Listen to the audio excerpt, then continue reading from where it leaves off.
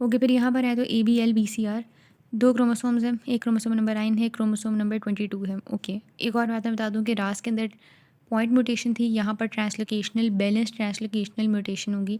ठीक है, कोई भी कार्सिनोजन आया है पहले तो नॉर्मल है, ठीक है, ओके।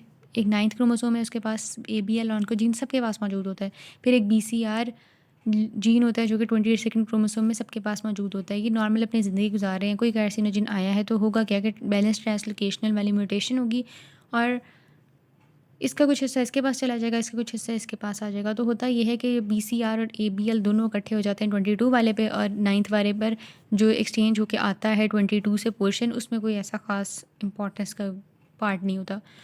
तो जब 22 पर BCR का लोकस भी है, ABL का लोकस भी है, तो ये ABL BCR की जो फ्यूजन जनरेट होती है, हाइब्रिड जीन जो बनता है क्रोमोसोम नंबर 22 पे, ये एबनॉर्मल टायरोसिन काइनेज को एक्टिवेट करा देता है और उसकी वजह से growth factor signalling pathway activate हो जाते हैं और एबनॉर्मली माइटोसिस होती रहती है।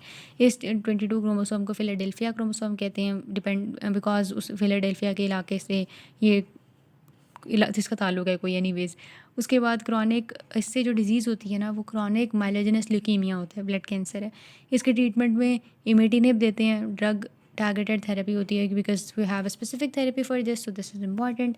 एनीवेज, तो ये सीन हो रहा होता है इसमें, ठीक है।